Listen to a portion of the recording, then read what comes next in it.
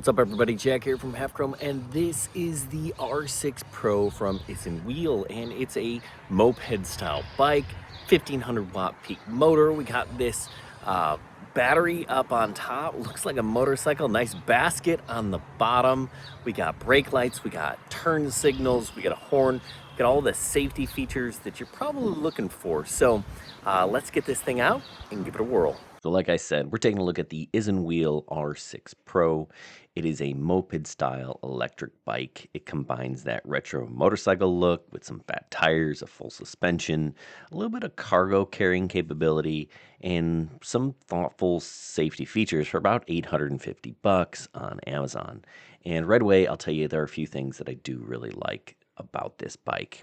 I like the styling, I like the basket, I like the comfort, and I especially appreciate some of the safety focused features that Isinwheel included. I like the bright headlight, the brake lights, the turn signals that are both on the front and the back of the bike. It makes it feel a little bit more of a complete package than a lot of the kind of budget e-bikes, but no bike is perfect, and when you're spending about $850, there are going to be some compromises, right? You're not getting premium hydraulic brakes or torque sensor or super high-end components throughout this bike. So today I'm going to walk you through the good, the bad, and whether or not I think the Isinwheel R6 is worth buying.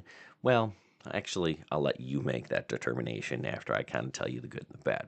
So let's start off with assembly. This bike is going to come to you mostly assembled, and the setup was surprisingly easy. In fact, I had my son do it.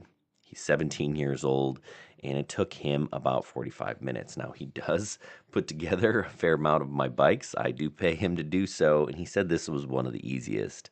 And I think that's saying something. He's not always super in tune to details.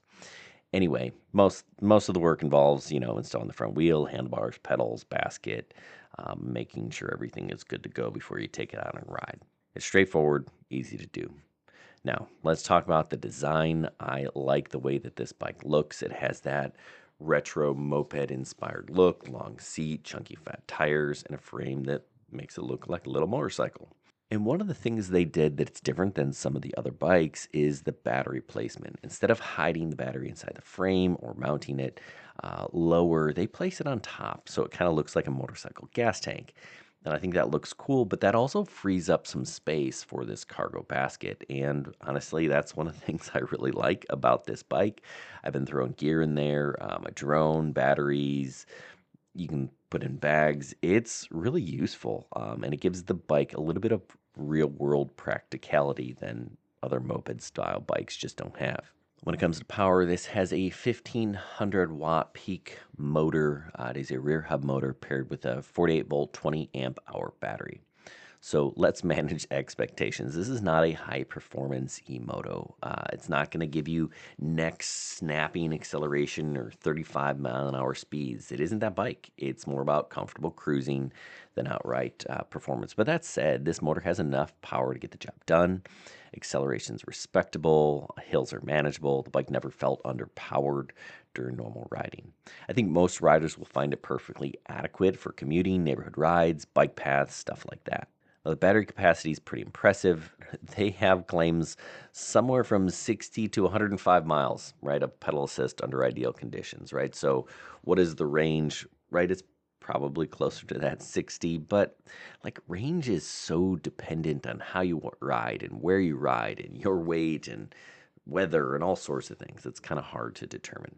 It does have a top speed of 20 miles an hour, which helps it conform with a lot of laws, right? E-bike laws are changing. Some places, the fastest it can go is 20, some it's 28. So make sure you check your local laws before you buy one. Sometimes simple is better. And one of the things I really appreciate is the display. It's a simple monochrome display. It's not a fancy touchscreen. It's not bright colors, but I kind of like it. It's easy to read in bright sunlight. It's basic information. It tells you everything you need. How much battery level do you have? What pedal assist level are you on? Simple, intuitive, functional. Now, the safety features is actually what surprised me most about this bike. The bright headlight, the brake lights, those are really nice. The turn signals on the front and the rear, that was a surprising bonus.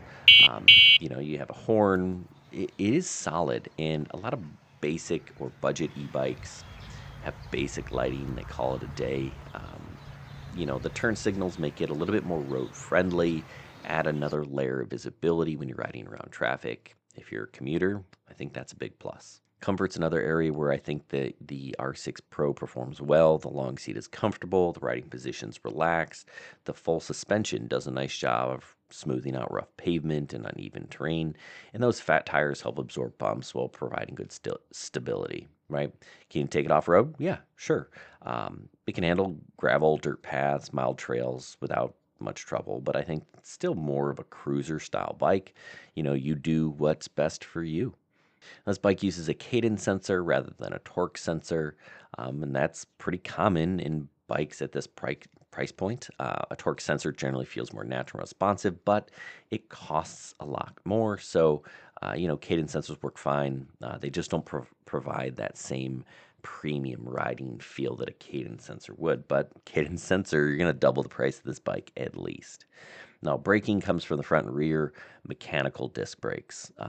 That's another place where, the budget conscious decisions have been made. Would hydraulic brakes be better? Absolutely. They offer more stopping power, less maintenance, but they also cost more. So mechanical disc brakes here are going to get the job done.